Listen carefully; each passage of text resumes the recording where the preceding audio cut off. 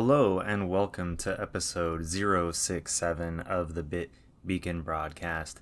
It's January 6th, 2025. Of course, I have 2024 written down here in my notes, but no, it is indeed 2025. Happy New Year to all of you, and apologies for no episode last week.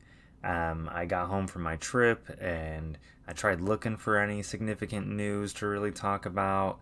Of course, there was plenty happening in the world, but not so much happening in the world of gaming. And so I didn't feel like I should piece together a cruddy episode, and figured I would just give us all the week off. So I hope you appreciated that break from listening to me. Other than that, let's jump into what I've been buying, what I've been playing. First, I'll start off with what I've been buying, or what I've received or picked up. I've got, for Christmas actually, I got a video game that hasn't happened to me in, well, I guess it's not that uncommon, but it's been a couple of years, I think. This game is Fantasian Neo Dimension. We've talked about it here on the podcast before. This is the newest game from Hironobu Sakaguchi, the founder or the creator of Final Fantasy. And this game released on Apple Arcade a few years ago and has been exclusive to that platform until just very recently with the PlayStation 5 and Switch releases. I think there might be a digital-only PS4 release as well. I could be wrong about that, but it's definitely out on PlayStation 5 and Switch. This is one of those games that I am looking forward to checking out. But we'll move on to the next game here. These next three games I picked up during Video Games Plus holiday sale. That's that Canadian retailer that has really good deals on games. And so I picked up a physical copy of Crystar for PlayStation 4. This game was out of print for many years and got incredibly expensive. But VGP was able to work with Spike Chunsoft to secure an exclusive reprint that's only available at Video Games Plus. So I was kind of one of those people begging Video Games Plus on Twitter and elsewhere, please try to get this game reprinted. It's so expensive now. And of course, I didn't order a copy back then. Fun story. During Anime Expo, must have been 2018 or 2019, Spike Chunsoft was there. And they brought the director of the game as well as the artist for the game. And they gave away these huge, beautiful posters featuring, I think, the cover art. And I got them signed. And I had intended on picking up the game, but it just kind of came out. Maybe I thought I could wait for a sale. And then stock disappeared. And then all of a sudden, the game's, going for $100+. And so, I had thought, oh, maybe I'll just pick it up digitally. But I was like, no, I'm going to wait and be patient. And eventually, Video Games Plus is going to get a reprint, and of course they did. Basically, you can almost always count on a reprint happening at this point. Never pay more than MSRP for a game that's available on current hardware. Good chance it's going to get a reprint at some point. This next game is Persona 5 Strikers for PlayStation 4. This is another game that I wanted to get way back when it first came out, but knowing that Atlas games always get dirt cheap these days, I knew if I waited long enough, I could pick this up, and sure enough, I got this for less than $10.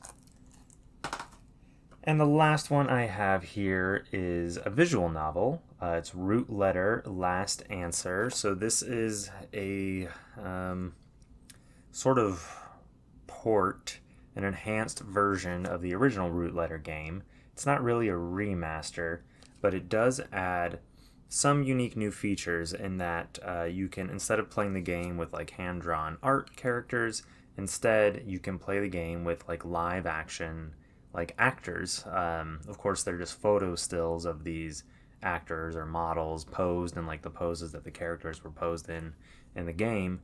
But kind of a unique concept, and I believe the original Root Letter was only available on PlayStation Vita.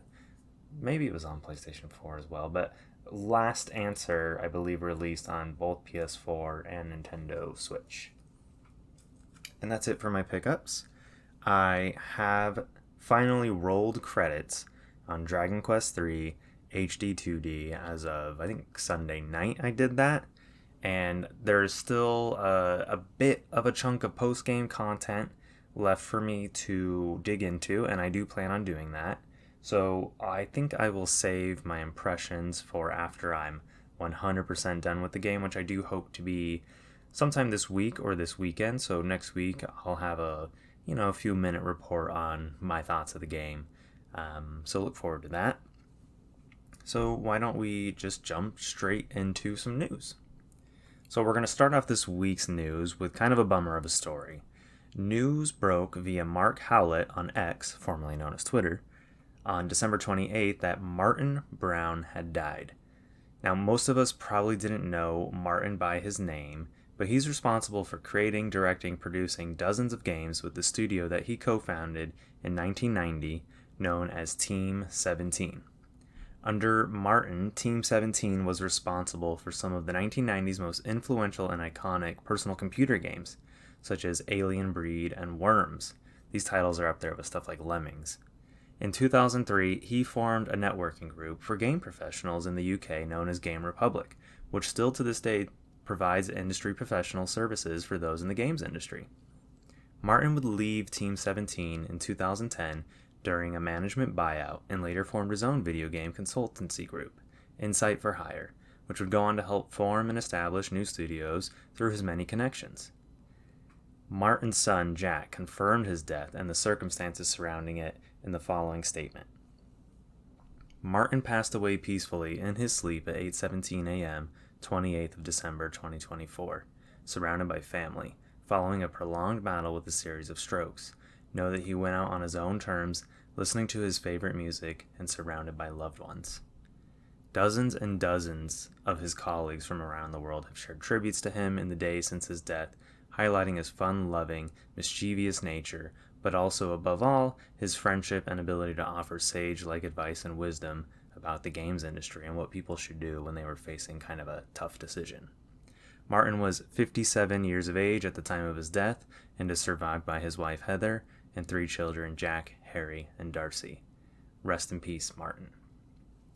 Now, before we jump into the next news segment here, I forgot we got to open a booster pack, don't we? So why don't we tear into Pokemon TCG Pocket? I'm going to select one of these right here. I'm going to go with a Genetic Apex Charizard booster pack. There's still a few cards I need from this set.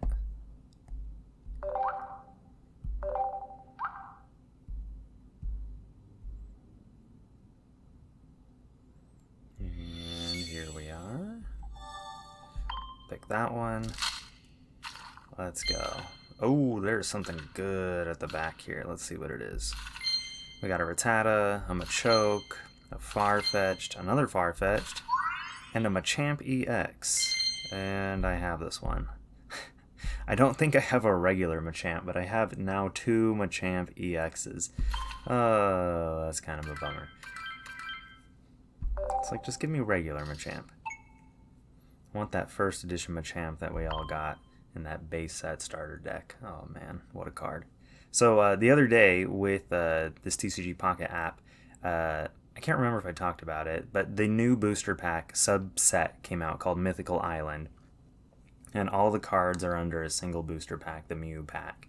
And I was actually able to soft complete this set already. Obviously, there's a bunch of secret alternate art cards that I don't have, but for the, I believe it's 68 total cards in this set, I was able to get all 68 cards, which is pretty sweet.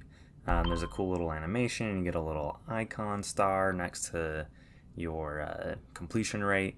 Yeah, nice to finally see what that looks like, because this Genetic Apex series I am still struggling to get any progress with.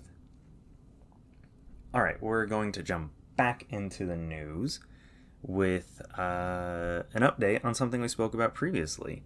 So we were talking, I can't remember if it was last year or the year prior, about how Russia has become interested in building its own game console.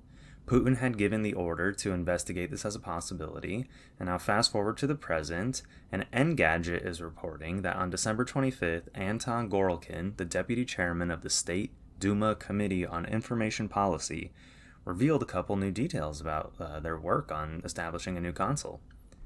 First, this new console will run on a Russian fork of Linux, a popular open source operating system, which only leaves two options, either Aurora or Alt Linux. Those are the two main versions that Russia uses of Linux.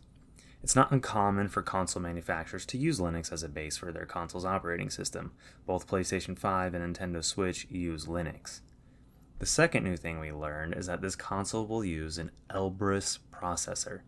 The Elbrus processor was developed by the Moscow Center of Spark Technologies and is named after the highest mountain in Russia, Mount Elbrus.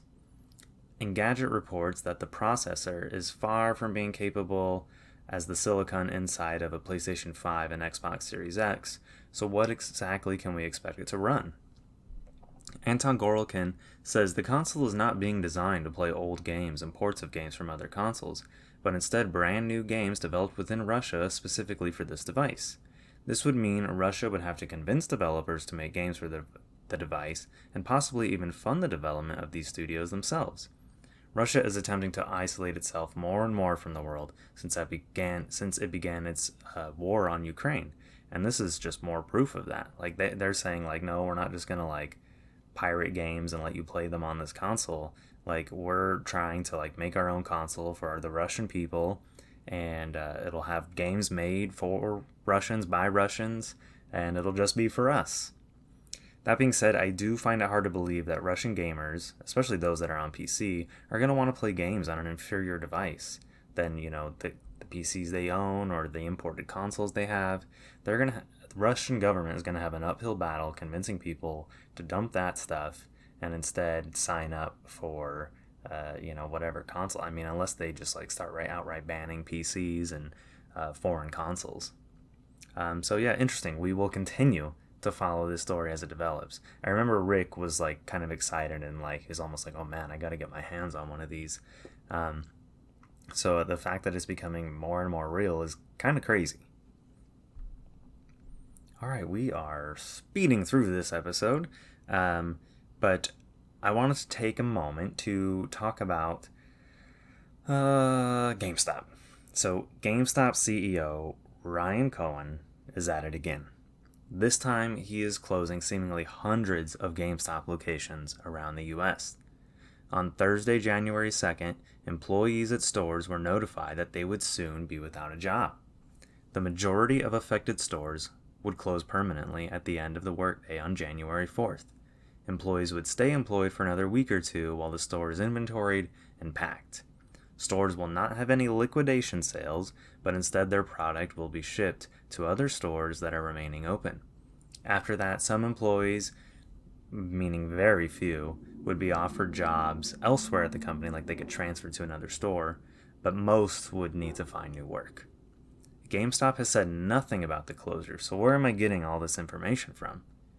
GameStop employees have for several years had control over the GameStop subreddit on Reddit, where they come together to gripe about their crappy job and share their stories about work and trying to find a way out. On January 2nd, the subreddit became flooded with posts about its stores closing.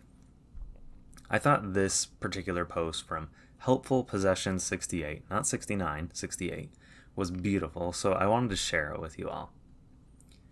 He says, or they say, I don't know, I knew it wouldn't last forever, but I guess this is the end. When I first got hired, I thought this would just be a job to get discounts on games. I never thought I would actually get to know and care for my coworkers.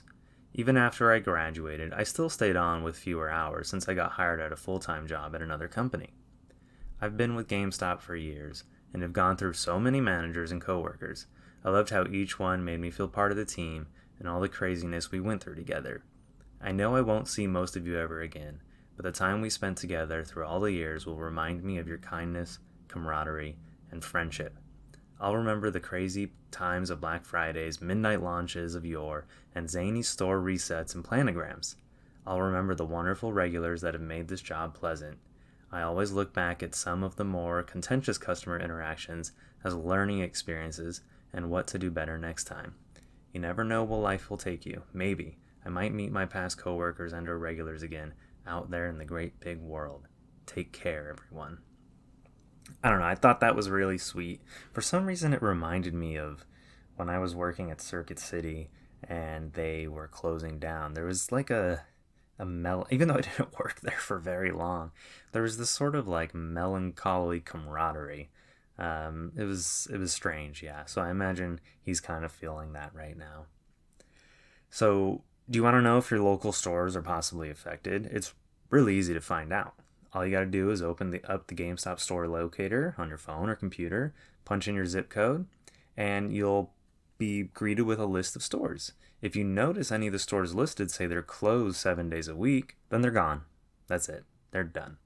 If you see stores that are only open for a few days in the week, like Wednesday through Saturday or something like that, then those stores will be closing within the next couple of weeks.